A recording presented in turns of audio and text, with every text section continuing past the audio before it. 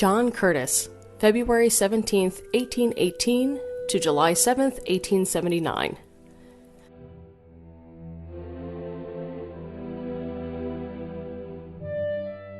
John Curtis was the son of LeGrand Curtis and Rachel Canfield. He married Jane Carter Beaumont, an immigrant from Yorkshire, England. He was a man among men because he possessed all the noble qualities of a man, according to an obituary from an ad flyer cum newsletter called the Aurora Borealis, self-published by Masseneau Brothers Dry Goods and Groceries. The obituary notes that he was a Sunday school teacher and, quote, as a mechanic he stood in the front rank, having been in business nearly 40 years, unquote. He sold stoves and hardware in Red Hook, and the Curtis Hardware and Tin Shop is now Williams Lumber on the north side of East Market Street. He was, by his own account and others, a handyman of some skill, who also installed roofs, lightning rods, and crafted little tin jewels for the masons. John was a fervent Methodist, and, quote, was kind, affable, genial, and a most excellent neighbor and friend, end quote. Judging from words written about him by others after his death and by his diary in the holdings of historic Red Hook, John was an easygoing, even funny guy. He used some great turns of phrase in his own writing.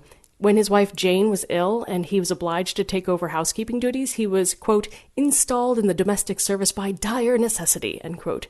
And then his 4 children were the, quote, victims of his cooking in her stead.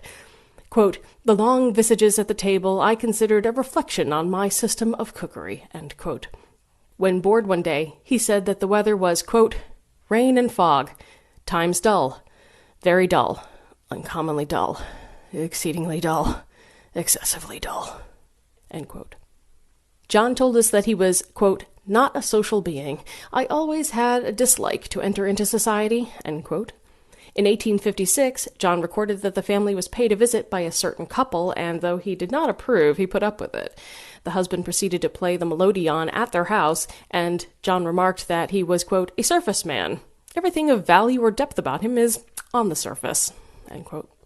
John taught Sunday school, and his family regularly attended the Methodist church, but at one point, quote, removed our places about 4 seats nearer the altar and found it much pleasanter, being out of range of tobacco spitters, mockers, and whisperers, end quote.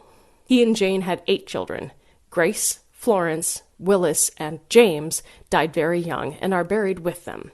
And LeGrand Beaumont, Edwin Stiles, Lucy Irene, and Herbert Jackson lived to adulthood. John made mention in his diary that he, quote, attended the funeral of Pulver's child, Susanna, also buried in the cemetery, in the Red Hook Methodist Church on March 12, 1856. Having lost several of his own infant children recently, and seeing so many of his neighbors also lose young ones must have had a profound effect on him, as 4 days later, he and 3 of his own children would be baptized as Methodists, though he had been practicing for many years. That summer, he orchestrated erecting a wood fence around the Methodist cemetery, and also spruced up his own plot with Griffin and Cornelius Pulver.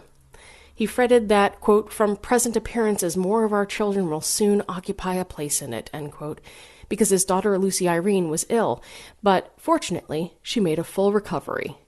In September, John noted that Jacob Martin and C. Staley started to make a fence around the Curtis plot, and he and John Hapeman, quote, leveled and sodded graves in our plot, and I moved the marbles and set them straight, end quote. By the 1st of October, the chains had been looped through the posts of his gravesite, and around the cemetery itself, the gate had been added, and the wood fencing was complete. John Curtis himself was laid to rest here after he had a stroke and died quite suddenly at around 4 in the afternoon on Sunday, July 7, 1879, after attending services and conducting Sunday school. He was 61 years old.